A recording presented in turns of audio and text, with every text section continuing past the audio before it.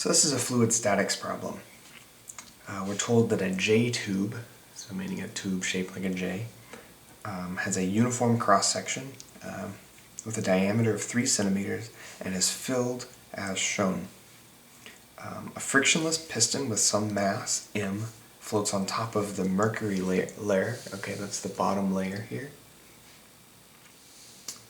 On the left arm, as shown in the figure, if the gauge pressure measured above the fluids in the right arm is a certain value, what is the mass of the piston? Okay, so we should start by noticing, if you didn't notice from the title, that this is a hydrostatic problem. Right, so, hydrostatic problem. All that means is that the fluids involved are not flowing. Okay, so in a hydrostatic problem, often we are able to use what we call the horizontal line rule.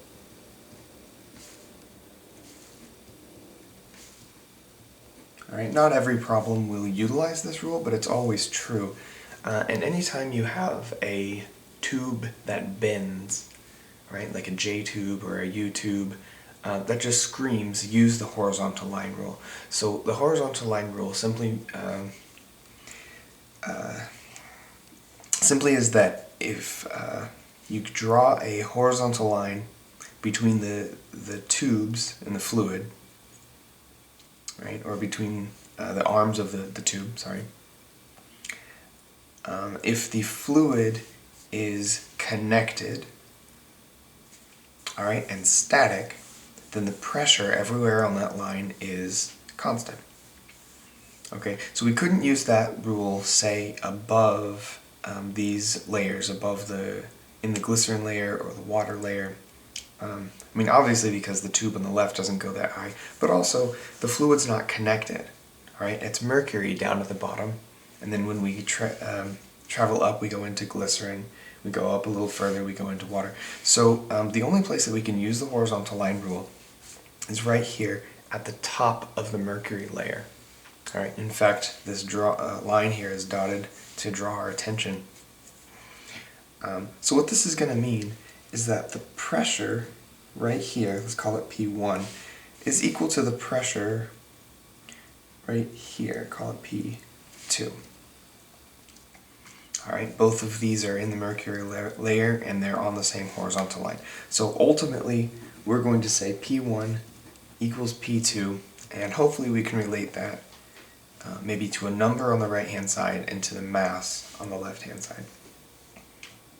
So let's start by considering P1. Right? We don't have to, but we might as well. So we'll maybe label this for P1. So we could draw a free body diagram for this piston. Free body diagram. And maybe that looks something like this. Here's the y-axis. Alright, and we can clearly identify gravity acting downward, so that's maybe mg. We can also notice that there's fluid on either side, right? There's mercury below it with the P1 pressure there. There's also air above it with maybe P atmosphere. Okay, so we can label the pressure from the mercury below it is applying a force upward, okay? And that's P1, but that's not a force, right? And on a free body diagram, we need this arrow to be a force. So we multiply that by the cross-sectional area A to get a total force. Okay, and we can do the same thing above. Above is the atmosphere pushing down, so that's P atmosphere times area. It's prudent at this point to label this diameter is 3 centimeters, which means that the radius is 1.5 centimeters or 0.015 meters. Alright, we do that now so that we don't screw it up when we calculate the area later. Okay, so ultimately we'd like to figure out P1 so that we can figure out the mass. Or rather, we need P1 so that we can fill it in this horizontal line rule. So we're going to invoke Newton's second law in the y direction. So the sum of the forces in the y direction is 0 in this case because the piston's not moving, it's not accelerating. Alright, so on the left-hand side of this equation, the sum of the forces here, we have P1 times area minus P atmosphere times area minus mg equals 0. Right, and let's solve that for P1 because that's what we're going to be plugging in eventually. So P1 equals, looks like mg over A. So we'll say mg divided by A plus P atmosphere. So that's the left-hand side of our hydrostatic equation up here. So now maybe we can turn our attention to P2. So we'll do that here. Let me slide this paper up just a little bit. So for P2, it looks like we can use the hydrostatic pressure equation and look at all of the fluids in the atmosphere above this point where we're trying to find P2. All right. So the hydrostatic pressure equation simply says, and you'll have to pardon me, I have to slide this up and down a little bit. Hydrostatic pressure equation says that P2 should be P0 plus rho g d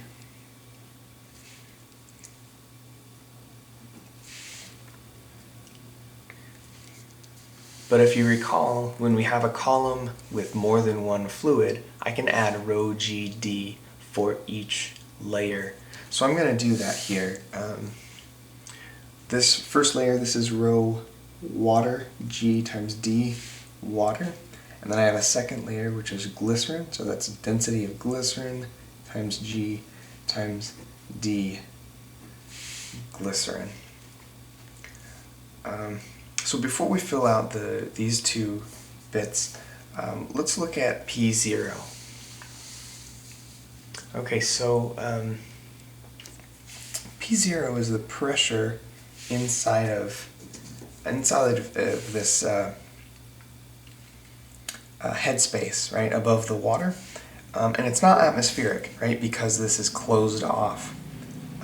They give us this gauge here. It says that the pressure read by this gauge is 98,200 pascals. Okay, but that is a gauge pressure, right? We know that because it's the value given by a gauge, and they label it as gauge pressure, right? Or this is a pressure gauge. So so we're going to have to correct that to get the absolute pressure.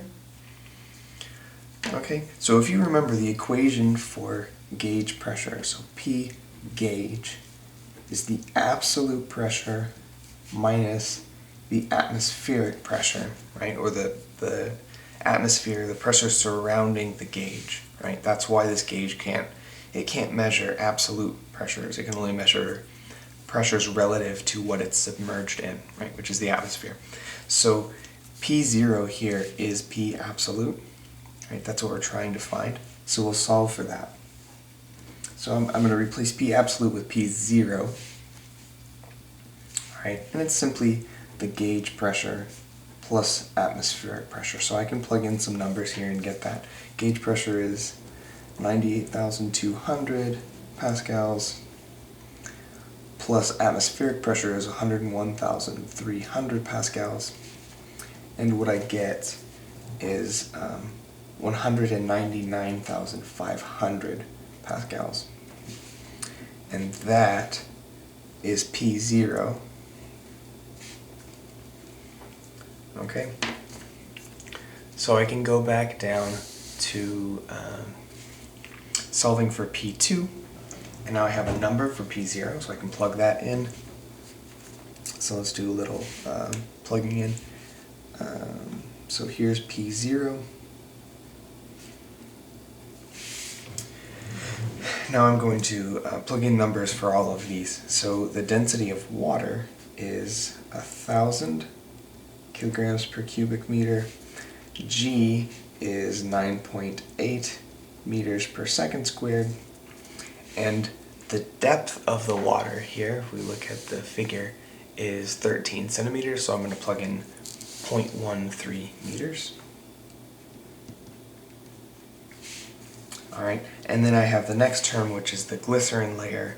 The density of glycerin turns out to be 1,260 kilograms per cubic meter times 9.8 meters per second squared times D for glycerin, or the height of that layer, which is 0.08 meters. And if you do all of that math, you end up with 201,762 pascals.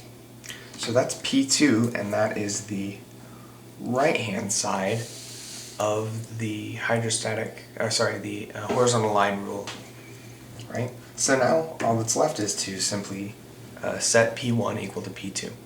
So we'll do that down in this space. So what I'm saying is P1 equals P2. Expression I had for P1 was mg over A plus P atmosphere. And P2, I actually found a number, 201,762 pascals. So if I solve for m, I'm going to subtract the atmospheric pressure, multiply by area, and divide by G. So let me do that in one big step. Mass here is 201,762 pascals minus 101,300 pascals, right? It's atmospheric pressure, times area, which is pi r squared. R is 0.01 meters squared, divided by G, which is 9.8 meters per second squared. And if you multiply that all out, right, subtract this and then multiply it out, what you get is 7.25 kilograms. So that is the mass required to balance out the fluids in the right-hand column of this J tube.